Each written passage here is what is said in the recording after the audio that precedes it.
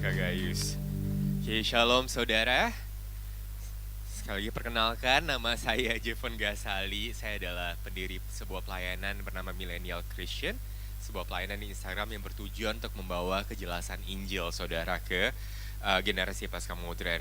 Dan juga saya baru merilis sebuah buku dengan judul Gospel Immersion, yaitu memahami dan menghidupi Injil, yang bertujuan untuk membantu kita memahami dan juga menghidupi Injil Yesus Kristus itu. Kita mungkin tahu saudara ya apa itu Injil, tapi seberapa dalam kita memahaminya dan seberapa fasih kita dalam mengaplikasikannya dalam kehidupan kita. Nah, buku ini bertujuan untuk membantu kita bertumbuh dalam hal ini saudara. Baik saudara, hari ini kita akan belajar mengenai satu kebenaran firman Tuhan yang berjudul Hidup untuk Tuhan, di mana kita menyadari bahwa segala sesuatu yang kita miliki adalah miliknya Tuhan atau belong to the Lord. Dan justru ketika kita menyadari hal ini saudara, kita bisa memiliki arti hidup kita yang sesungguhnya. Nah, khotbah ini diambil dari Markus 10 ayat 17 sampai 31. Markus 10 ayat 17 sampai 31. Tapi sebelum kita baca ayatnya, mari kita berdoa saudara. Bapa yang baik yang ada dalam kerajaan sorga, kami bersyukur untuk kasih setiamu Tuhan, bahwa Engkau telah mengirimkan anakmu Yesus Kristus untuk mati, menebus dosa-dosa kami, sehingga kami tidak ditinggalkan sendirian Tuhan, tapi ada Roh Kudus yang menyertai kami senantiasa. Tuhan, ajar kami untuk hidup dalam kebenaran Injil-Mu dan menyerahkan seluruh hidup kami untuk kemuliaan nama Tuhan. Di dalam nama Yesus kami berdoa dan mengucap syukur. Amin. Baik, saudara, kita baca di Markus 10 ayat 17 sampai 22. Ayat 17, pada waktu Yesus berangkat untuk meneruskan perjalanannya, datanglah seorang berlari-lari kepada mendapatkan dia, dan sambil bertelut di hadapannya ia bertanya, "Guru yang baik, apa yang harus kuperbuat untuk memperoleh hidup yang kekal?" Ayat berikutnya di ayat 18, jawab Yesus, "Mengapa kau katakan aku baik? Tak seorang pun yang baik selain daripada Allah saja." Ayat 19, engkau tentu mengetahui segala perintah Allah. Jangan membunuh, jangan berzina, jangan mencuri, jangan mengucapkan saksi dusta, jangan mengurangi hak orang, hormatilah ayah dan ibumu. Di ayat berikutnya, lalu kata orang itu kepada Yesus apa? "Guru, semuanya itu telah kuturuti sejak masa mudaku." Tetapi Yesus memandang dia dan menaruh kasih kepadanya. Di ayat 21 lalu berkata kepadanya, "Hanya satu lagi kekuranganmu, pergilah, jualah apa yang kau miliki dan berikanlah itu kepada orang-orang miskin. Maka engkau akan beroleh harta di sorga. Kemudian datanglah kemari dan ikutlah aku," kata Yesus.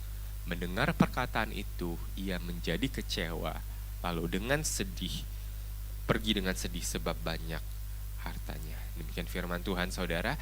Jadi di cerita kita hari ini kita membaca cerita tentang seorang anak muda yang kaya, yang datang kepada Yesus. "Guru, apa yang harus kulakukan untuk memperoleh hidup yang kekal?" Yesus memberi dia jawaban, tapi dia gak sanggup, dia kecewa, dia pergi. Dan sedih saudara. Saudara, siapa sih orang ini saudara? Di Injil Matius dan Lukas yang juga menceritakan cerita yang sama yang kita baca hari ini, orang ini digambarkan sebagai seorang penguasa muda yang kaya. Kayak rich yang ruler gitu saudara ya. Mungkin saudara sini kita kenalnya Crazy Rich Surabaya gitu saudara ya, terkenalnya di sini. Nah, ada orang muda yang begitu kaya, begitu berhasil dalam hidupnya. Dia kemungkinan ada di kalangan pemimpin kaum Farisi saudara, di rumah-rumah ibadat setempat. Namun satu hal ada yang mengganggu hatinya. Ada satu hal yang mengganggu hatinya, dia berlari, dia mengejar dan bertelut di hadapan Yesus. Dia bilang apa? "Guru yang baik, apa yang harus kuperbuat untuk memperoleh hidup yang kekal?" Bayangkan dia sudah punya semuanya saudara. Orang ini kaya, sukses, muda. Dia punya kesehatan dan kekuatan di masa mudanya. Dia punya kekuasaan dan jabatan. Dia punya harta yang berlimpah. Namun mengapa hatinya tidak puas? Ternyata tidak ada hal-hal di dunia ini saudara, apapun itu, baik kekayaan, ataupun keprimaan dalam hidup yang bisa membuat kita merasa cukup berarti.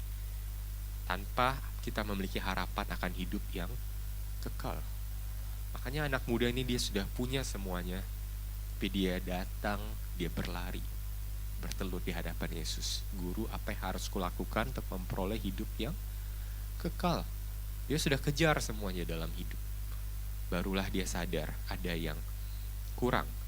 Kenapa saudara? Semua kita diciptakan oleh Allah yang kekal untuk menemukan kekekalan di dalam dia. Tanpa harapan akan hidup yang kekal, semua yang kita miliki di dunia ini akan terasa hampa, saudara. Justru ketika kita tunduk kepada Allah yang kekal itu dan mengakui bahwa semua yang kita miliki ini adalah milik Tuhan, maka kita menemukan makna yang sejati dalam hidup kita. Kita diciptakan untuk kekekalan, dan kita semua mencari hal yang kekal. Tidak ada hal yang tidak kekal yang bisa membuat kita dipuaskan. Apapun itu. Seperti orang muda kaya yang sudah memiliki segalanya, saudara. Nah, bagaimana kita dengan kita, saudara? Kita mungkin pernah berada dalam satu tahapan di mana kita berusaha mengejar banyak hal dalam hidup untuk membuat kita merasa berarti. Kita mungkin mencari uang, kekayaan, kesuksesan, bahkan kasih sayang, mengejar hal-hal. Namun jika kita hampa, itu ilusi kehidupan, saudara, yang orang banyak gak sadar. Dia kira kalau dia bisa mendapatkan sesuatu yang dia kejar-kejar ini, hidupnya akan bahagia. Tapi faktanya apa? Ketika kita mengejar sesuatu yang tidak kekal dalam hidup kita, jika kita gagal mendapatkannya, kita hancur. Jika kita berhasil, kita mungkin senang sebentar, namun kita merasa hampa, saudara. Ada satu orang kaya pernah ngomong kayak gini ke saya, saudara. Ya, uang bisa sih beli segalanya, beli barang yang mewah, yang bagus. Tapi senangnya palingnya 2 hari. 2 hari kemudian hilang senangnya, harus cari yang lain lagi, harus beli yang lain lagi, saudara.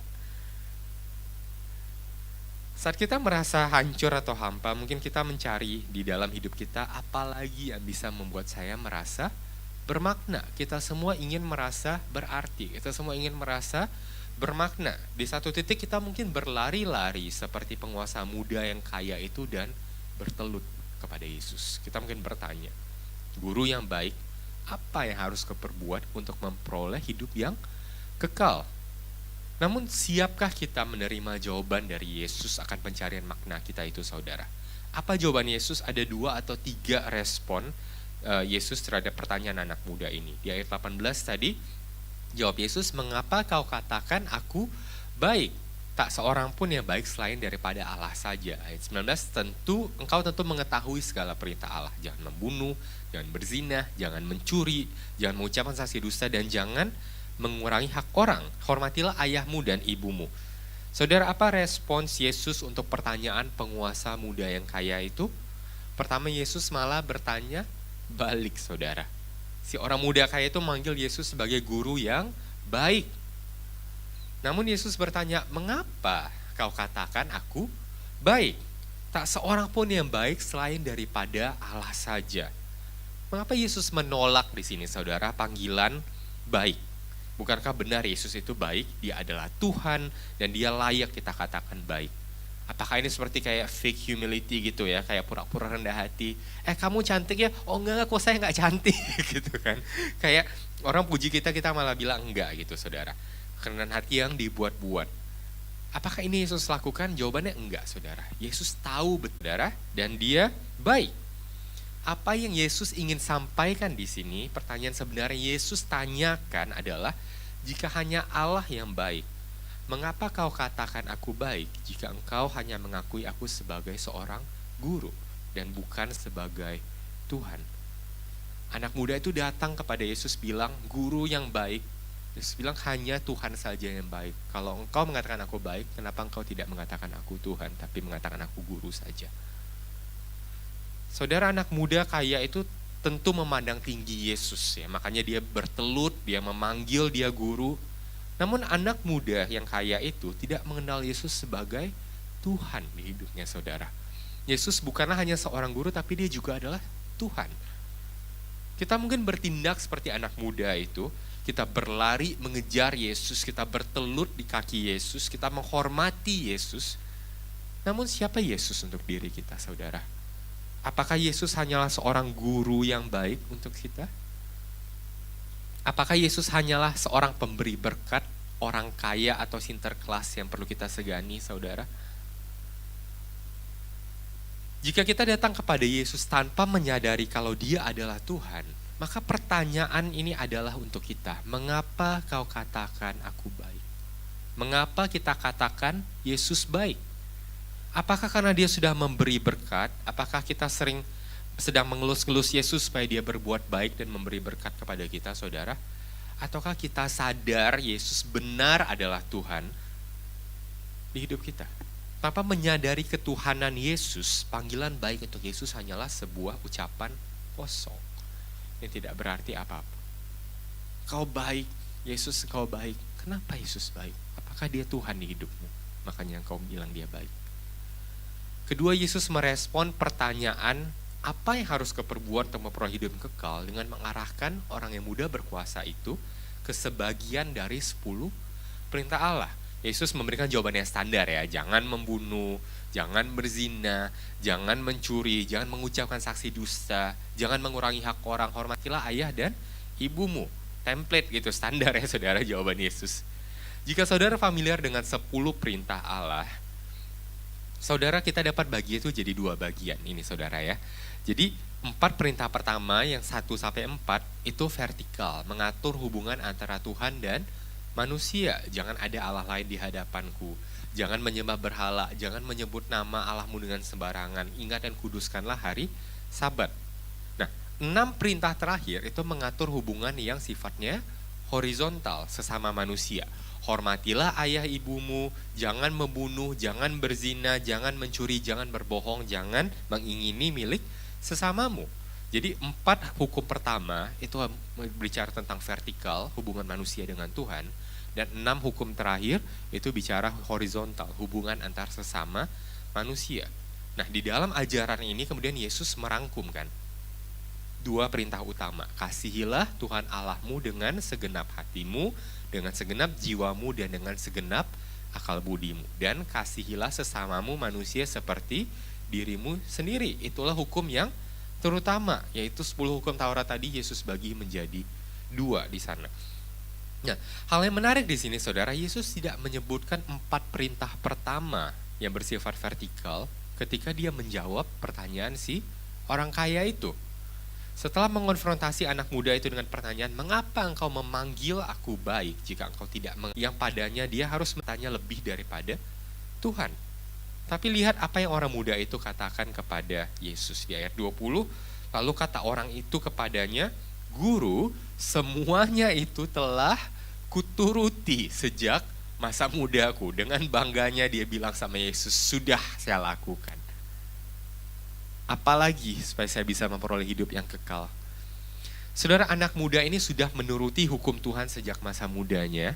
Namun mengapa ia masih menemukan dirinya berlari dan bertelut di hadapan Yesus dan mencari cara untuk memperoleh hidup yang kekal? Ternyata saudara, mematuhi perintah horizontal saja, mengasihi sesama manusia, tanpa mematuhi perintah yang vertikal, mengasihi Tuhan, hanyalah akan menuntun kita kepada kehampaan. Kalau seandainya kita hanya mengasihi sesama kita, berbuat baik, tapi kita tidak pernah berhubungan secara vertikal dengan Tuhan, ujung-ujung kita akan tetap merasa hampa.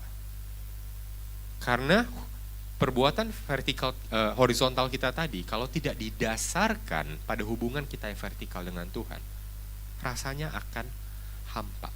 Rasanya ya saya melakukan hal yang baik, tapi gak cukup baik. Kenapa? Kalau bukan karena Tuhan, berarti kita melakukan karena diri kita sendiri. Sangat egois perbuatan baik kita. Kita ingin orang membalas kepada kita, kita ingin orang menghormati kita, kita ingin merasa diri kita ini baik. Makanya saya melakukan hal ini. Saudara, mematuhi hukum Tuhan saja tidak bisa menyelamatkan kita.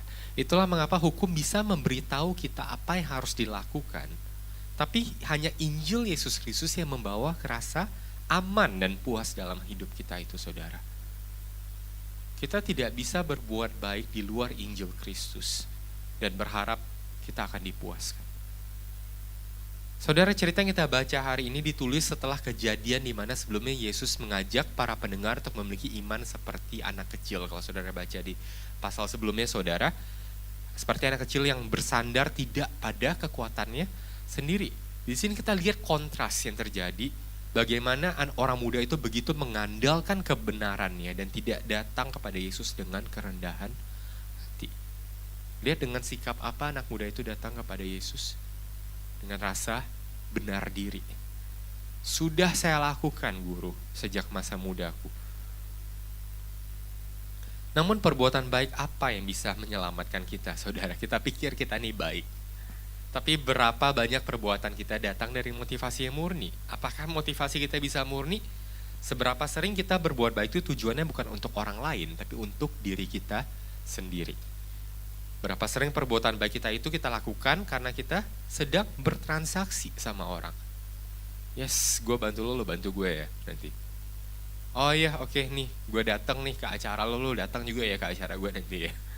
Berapa banyak, saudara, perbuatan kita sifatnya sangat transaksional dalam kehidupan ini. Kalau memang orang muda itu sudah melakukan seluruh perintah Allah dan dia pasti tahu Yesus akan mengarahkannya kepada perintah Tuhan, lalu apa yang menjadi motivasi sebenarnya di balik pertanyaan anak muda itu, saudara? Mungkinkah dia sedang mencari afirmasi di hadapan Tuhan dari Yesus mengatakan, yes, kamu anak yang baik, sudah sempurna. Oh iya, terima kasih Guru, saya layak mendapatkan hidup yang kekal gitu kan ya. Kadang kita mikir ya, Tuhan, semua itu sudah aku lakukan, apalagi yang perlu aku lakukan?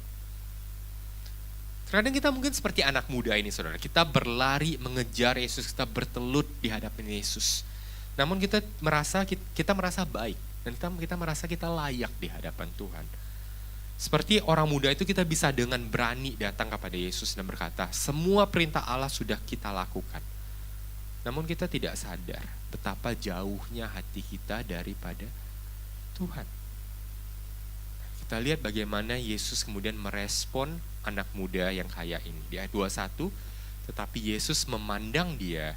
Dan kemudian apa? Yesus menaruh kasih kepadanya.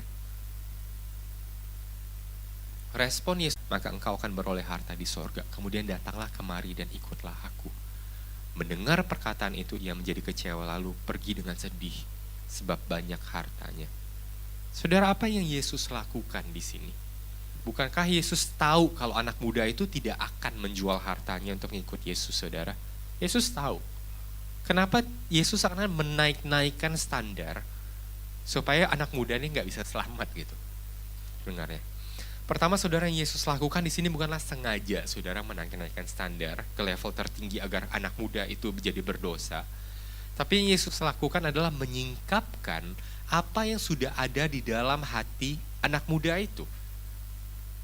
Hatinya sudah begitu terikat akan uangnya, namun dia tidak pernah menyadari hal itu, saudara.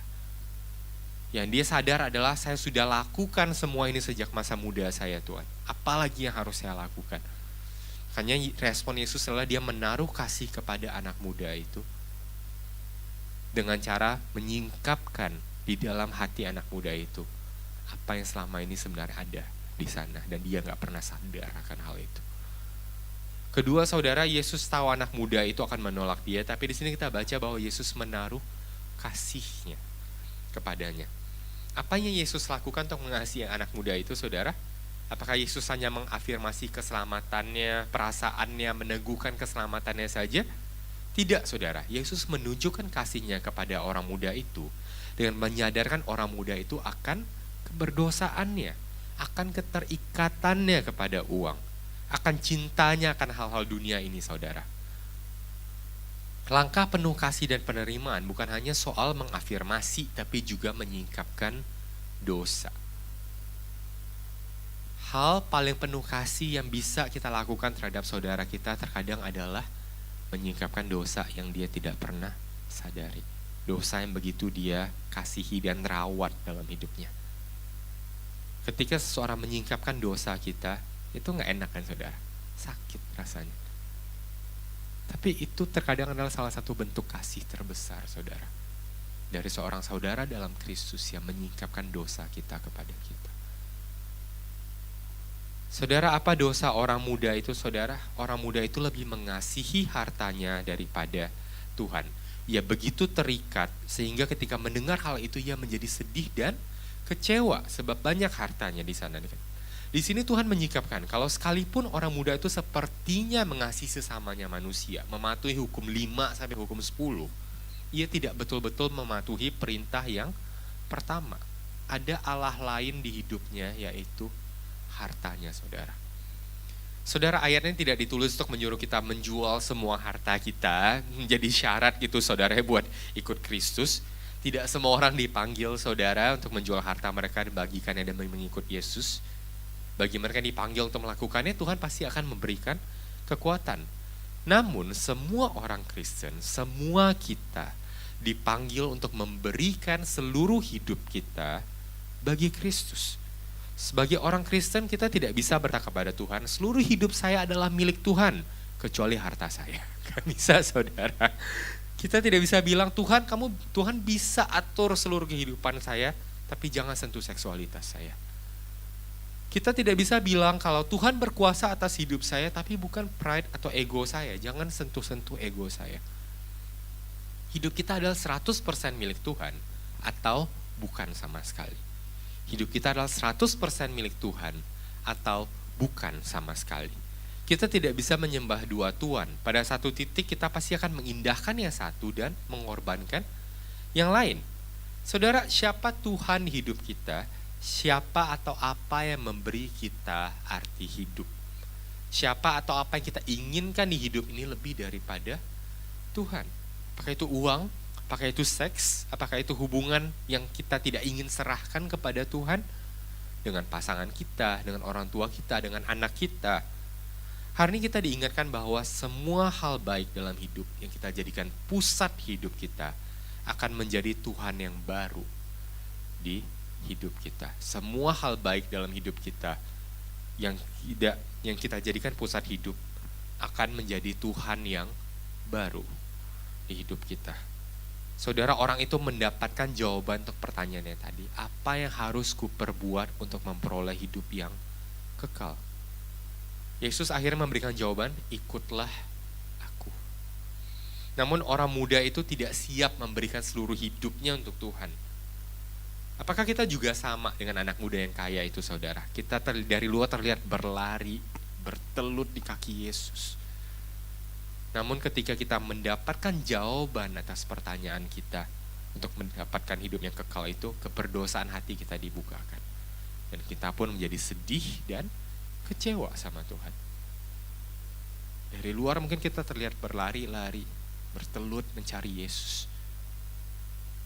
Tapi ketika jawaban itu diberikan kepada kita, ketika dosa kita disingkapkan, ketika berhala hati kita diganggu, kita menjadi kecewa dan pergi daripada Yesus. Apa kemudian pengharapan kita, saudara? Kita baca di ayat berikutnya, ayat 23 sampai 27.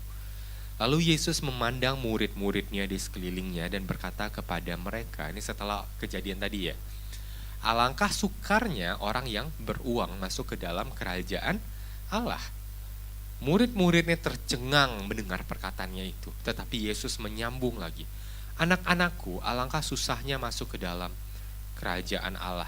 Lebih mudah seekor unta melewati lubang jarum daripada seorang kaya masuk ke dalam kerajaan Allah. Mereka makin gempar dan berkata seorang kepada yang lain, jika demikian siapa yang dapat diselamatkan?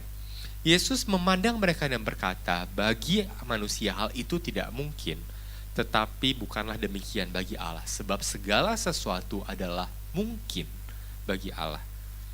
Saudara, Yesus memandang murid-murid di sekeliling dan berkata, alangkah sukarnya orang yang beruang untuk masuk ke dalam kerajaan Allah. Saudara, apa yang Yesus maksudkan ketika Yesus mengatakan hal ini? Apakah orang tidak bisa masuk ke kerajaan surga karena Tuhan itu bertentangan, saudara? Uang itu bukannya cuma kertas saja yang diberi nilai gitu, saudara ya. Tabungan kita bukannya hanya angka yang tercetak saja di buku. Nah, kalau kita telusuri lebih dalam, mengapa sebenarnya kita mencintai uang, saudara? Kalau kita telusuri lebih dalam, maka kita mendapatkan bahkan bukan uangnya yang kita mau, tapi apa yang uang dapat berikan. Bukan uang kita mau, tapi rasa aman akan masa depan, hari tua yang uang dapat berikan. Bukan uang kita mau, tapi rasa nyaman karena saya bisa beli barang yang saya mau pakai uang itu. Bukan uang kita mau, tapi rasa diterima oleh keluarga dan teman-teman kita yang kita mau.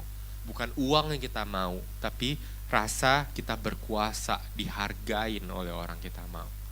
Bukan uangnya, tapi apa yang uang dapat berikan. Nah, hal-hal ini saudara, tapi tanpa kita sadari rasa aman, rasa nyaman, rasa dihargai dan diterima ini sesungguhnya hanya bisa ditemukan di dalam Tuhan. Tapi kita menemukannya di hal-hal yang di luar sana, yang bukan Tuhan. Baik itu uang kah, baik itu hubungan kah, baik itu seks, pasangan kah. Saudara, bukan kayanya yang bikin susah masuk surga, tapi menaruh pengharapan pada hal-hal dunia ini yang bikin kita susah menaruh pengharapan kita di dalam Kristus. Dan semakin banyak hal-hal di dunia ini di mana kita bisa menaruh pengharapan kita, semakin susah kita menemukan pengharapan kita di dalam Yesus.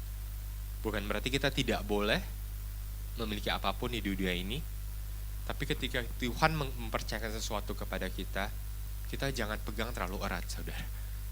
Jangan pegang terlalu erat sampai-sampai kita nggak bisa menaruh pengharapan kita di dalam Kristus. Apa hal-hal di hidup kita yang membuat kita susah menaruh pengharapan kita dalam Yesus? Apakah itu banyaknya uangmu, ataukah seksualitasmu, ataukah waktumu, ataukah kenyamananmu, ataukah pekerjaanmu? Apa yang membuat kita susah untuk menaruh dan menemukan pengharapan kita di dalam Tuhan? Itu pertanyaan kita harus tanyakan hari ini ke hati kita. Di ayat berikutnya dikatakan, murid-murid tercengang mendengar perkataan itu, saudara. Tetapi Yesus menyambung lagi, anak-anakku, alangkah sukarnya masuk ke dalam kerajaan Allah.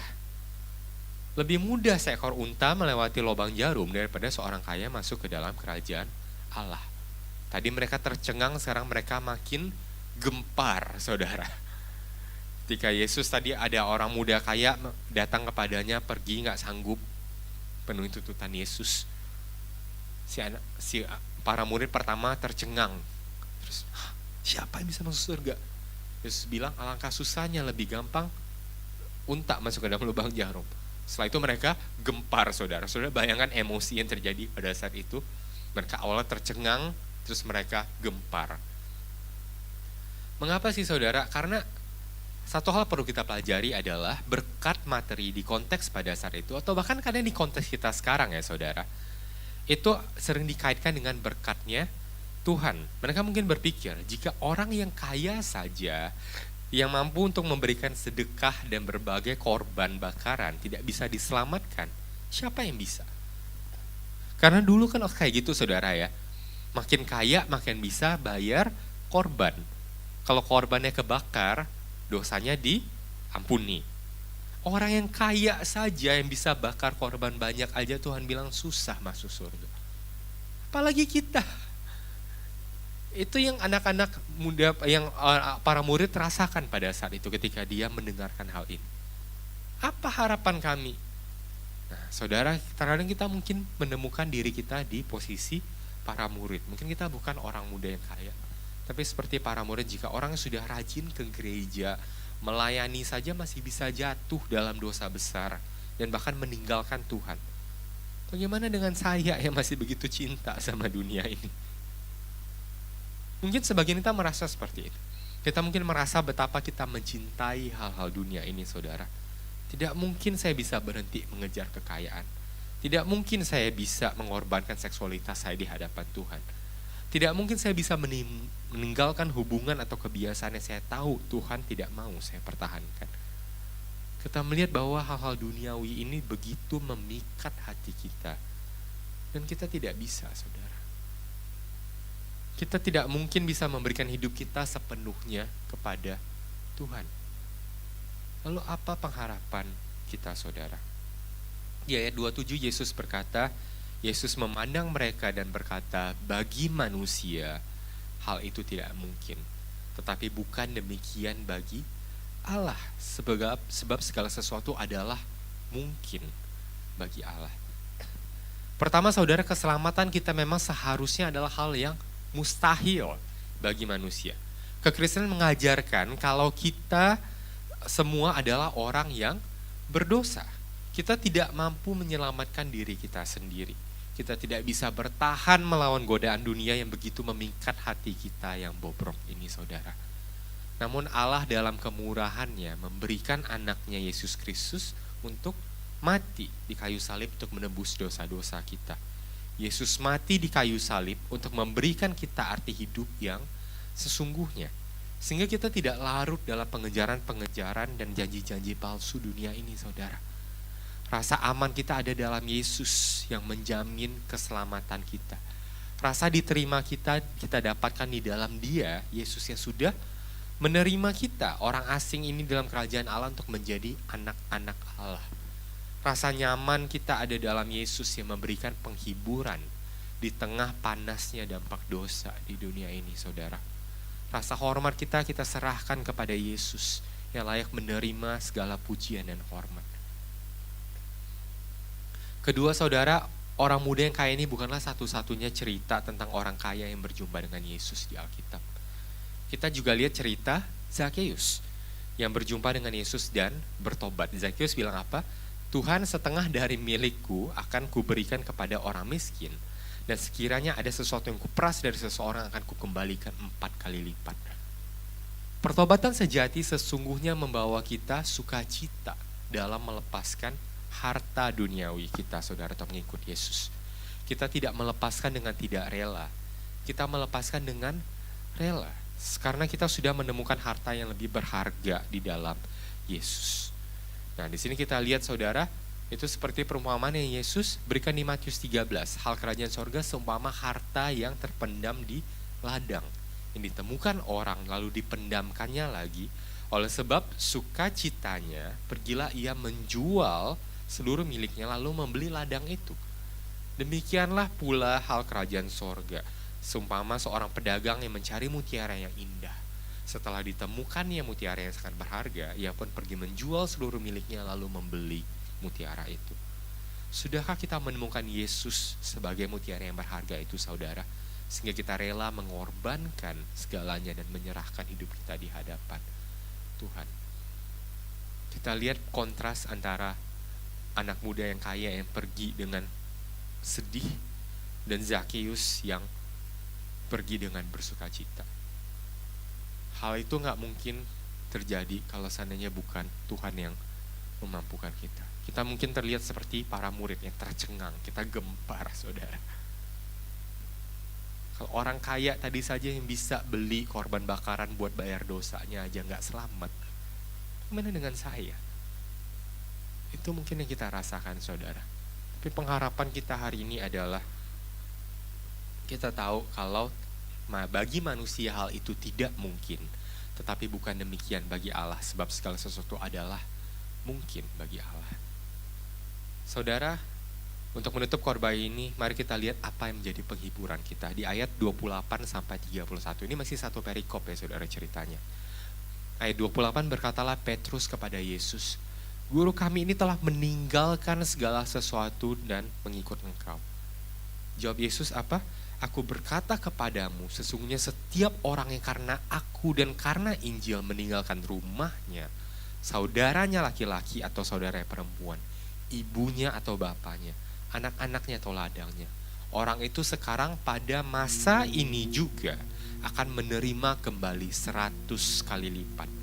Rumah, saudara laki-laki, saudara perempuan, ibu, anak, dan ladang, sekalipun disertai berbagai penganiayaan, pada zaman yang akan datang ia akan menerima hidup yang kekal. Tetapi banyak orang yang terdahulu akan menjadi yang terakhir, dan terakhir yang menjadi terdahulu. Di versi Matius, Petrus berkata, Tuhan, kami sudah meninggalkan segala sesuatu untuk Tuhan.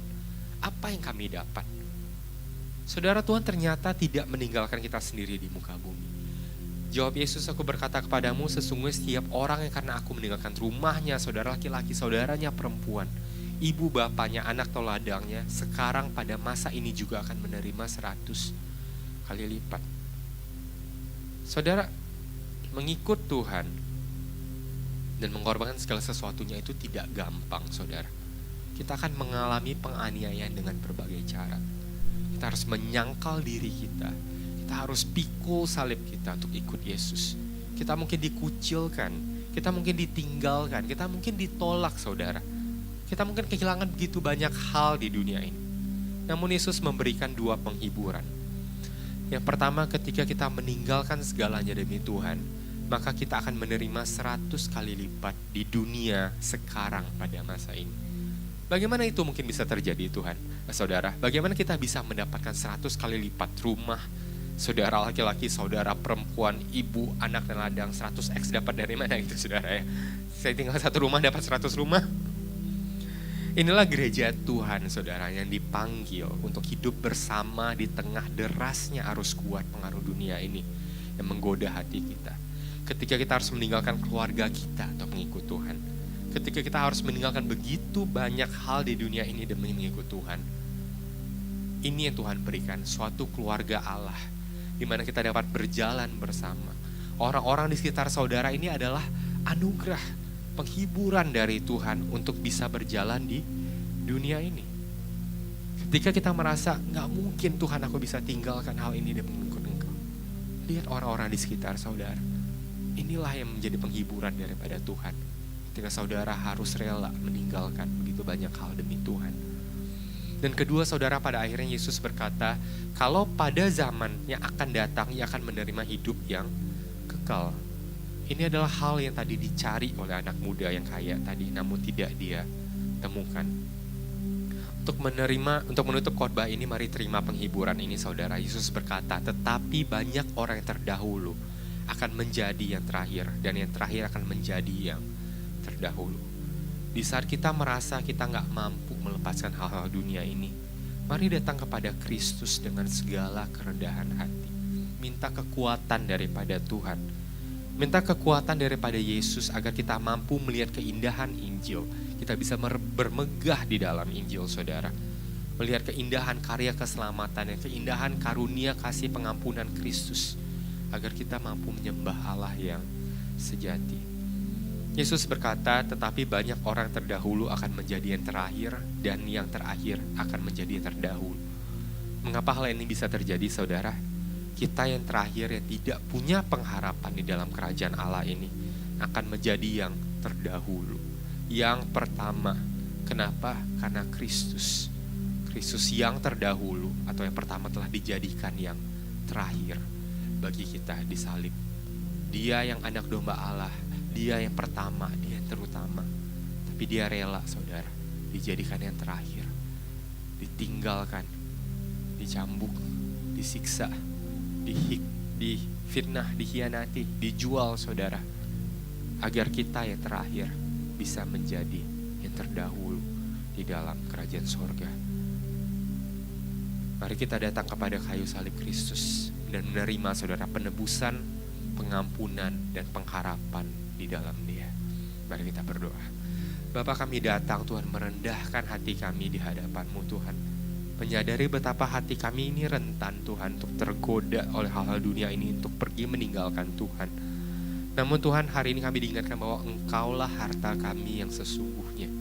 Dan apa yang terlihat tidak mungkin bagi kami itu mungkin bagimu ya Bapa.